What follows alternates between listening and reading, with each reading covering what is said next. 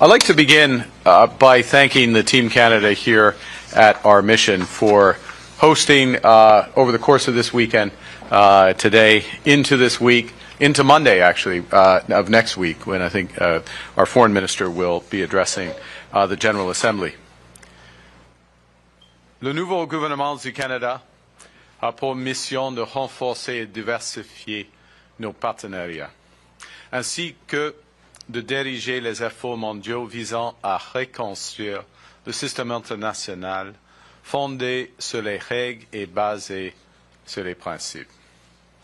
Cette mission est menée par des personnes dévouées et travaillantes, présentes dans cette salle et dans d'autres salles, et dans nos ambassades partout dans le monde. You know, for decades, Canada's foreign policy has relied on a certain number of premises. First, a rules-based multilateral trading system. Secondly, collective security anchored by NATO.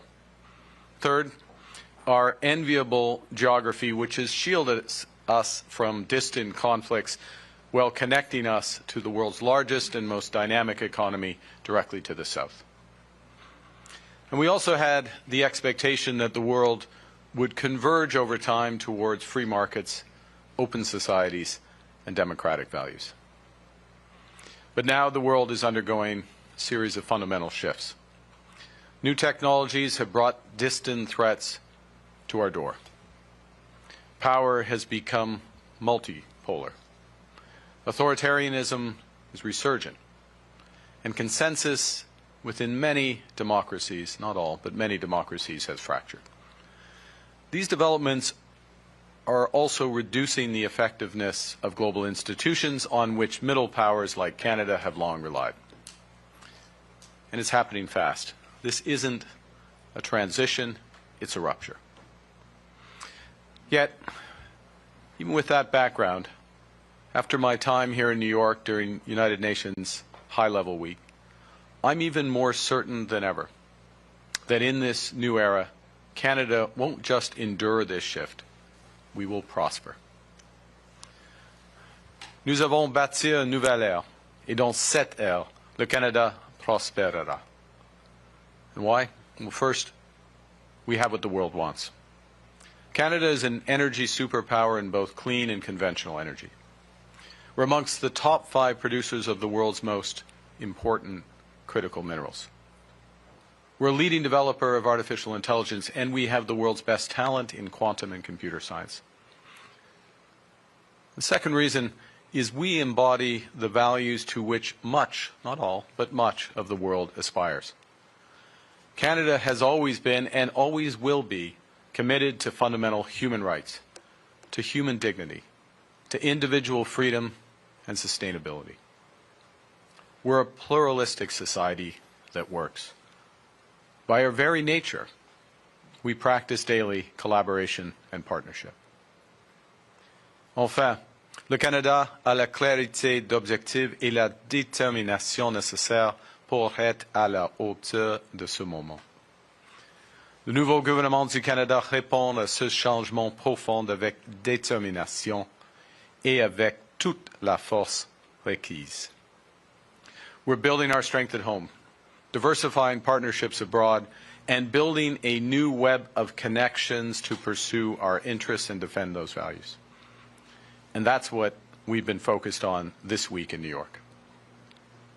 To build a stronger economy, alongside meeting global leaders, I've met with business leaders from around the world to discuss investment in Canada as we accelerate major projects, as we move towards doubling the pace of home building, and scaling up our defense spending in ways that build our economy. I underscored Canada's strong and stable business environment, our highly skilled workforce, and our leadership in those emerging areas of AI, quantum, clean energy, clean technology, advanced manufacturing, critical minerals, and digital infrastructure.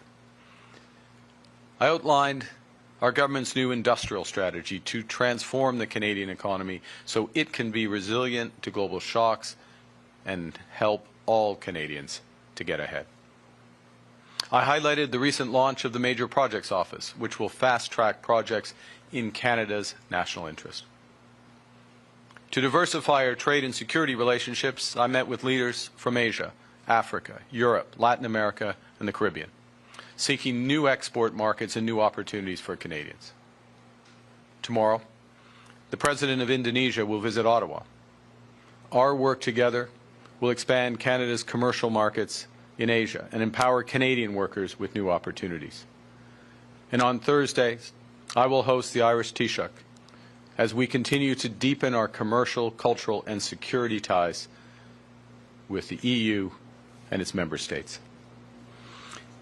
And to build a new resilient web of global connections, we're working with the UN and other partners to find collective solutions to the most pressing challenges the world faces today, from Ukraine to the Middle East.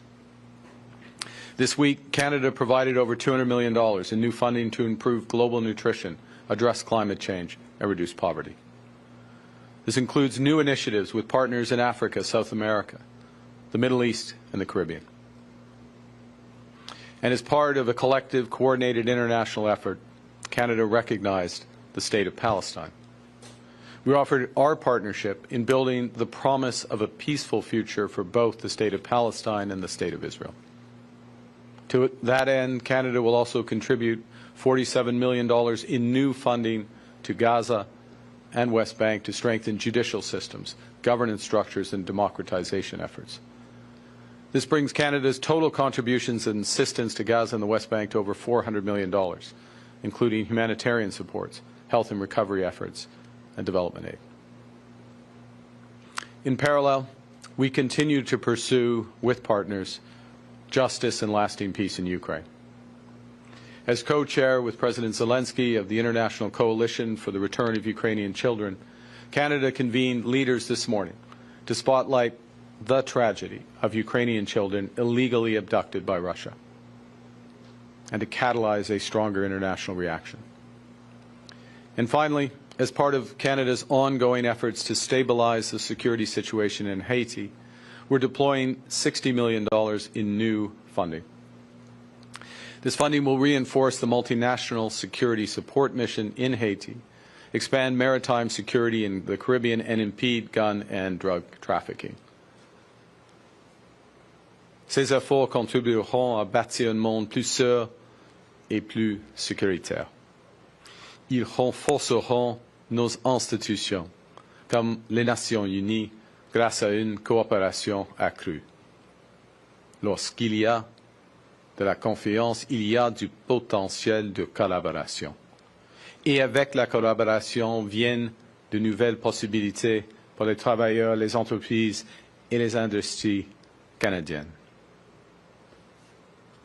I'd like to conclude by saying a few words about Bob Rae. Bob is Canada's outgoing ambassador to the United Nations. Bob Rae has represented Canada at the federal, provincial, and now international level for almost 5 decades. I'm sorry, Bob, to bring up that, but almost 5 decades of stellar service. Bob Rae is a stalwart. He's a steady hand because he is always guided by principle. He is so often Canada's voice of conscience and conviction. Recently, Bob and I corresponded on the many daunting challenges facing Canada, the United Nations, and the world.